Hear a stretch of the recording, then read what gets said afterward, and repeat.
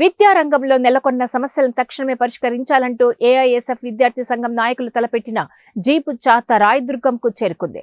శనివారం రాయదుర్గం పట్టణంలోని ప్రభుత్వ బాలికల ఉన్నత పాఠశాలలో ఏఐఎస్ఎఫ్ రాష్ట్ర అధ్యక్షులు జాన్సన్ బాబు ఆధ్వర్యంలో విద్యార్థినులతో పెద్ద ఎత్తున సమావేశం నిర్వహించారు.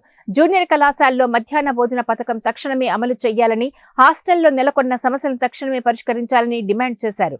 కలెక్టర్ కార్యాలయం ముందు ధర్నా జయప్రదం చేయాలని పిలుపునిచ్చారు. కార్యక్రమంలో సిపిఐ జిల్లా కార్యదర్శి జాఫర్, జిల్లా కార్యవర్గ సభ్యులు సంజీవప్ప, తాలూకా కార్యదర్శి నాగార్జున, ఏఐఎస్ఎఫ్ జిల్లా కార్యదర్శి తదితర విద్యార్థి సంఘం నాయకులు పెద్ద ఎత్తున పాల్గొన్నారు. 8 ఏళ్లుగా విద్యార్థులకు ట్రంకు పెట్లు, దుప్పట్లు, గ్లాసులు, ప్లేట్లు, కనీసం దోమతెరలు కూడా ఇచ్చే పరిస్థితి లేకుండా పోయింది. 8 ఏళ్లుగా విద్యార్థులు ఇబ్బంది పడతా ఉన్నారు. అదేవిధంగా మంచినీటి వాటర్ ప్లాంట్లు కూడా ఏర్పాటు చేయాలి.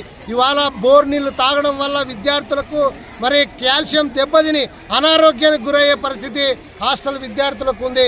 అదేవిధంగా నాణ్యతమైనటువంటి ఆహారాన్ని అందించాలి. గురుకులాలకు సంబంధించి కూడా ఈ రాయలసీమ జిల్లాలో ప్రధానంగా అనంతపురం జిల్లా, కరువు జిల్లా, ఈ జిల్లాని దృష్టిలో ఉంచుకొని మరి గురుకుల పాఠశాలలు, కస్తూర్బా పాఠశాలలు కూడా సెక్షన్స్ పెంచి వాళ్లకు సరైనటువంటి టీచర్లు కూడా ఏర్పాటు చేయాలి. అందుకనే మరి ఏర్పాటు చేసి ఇదంతా కూడా కలెక్టరేట్ ముందుకు తీసుకెళ్లనే ఉద్దేశంతోనే 1వ తారీఖు నుండి 3వ తారీఖు వరకు జీప్ జాతాను ఏర్పాటు చేయడం జరిగింది.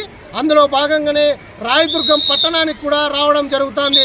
ఇక్కడ ఉన్నటువంటి సమస్యలు కూడా విద్యార్థులతో అడిగి తెలుసుకోవడం జరుగుతుంది. విద్యార్థులకు సరిపడే మరుగుదొడ్లు లేవు, సరిపడే స్ట్రెంత్కు తగ్గట్టుగా టాయిలెట్స్ లేవు, ప్రహరీ కూడా లేకున్నటువంటి పరిస్థితి జూనియర్ కళాశాల, ప్రభుత్వ పాఠశాల, అదేవిధంగా ఎస్సీ, ఎస్టీ, బీసీ హాస్టల్స్లో కూడా రేకుల షెడ్లో విద్యార్థులు మగ్గిపోతా ఉన్నారు.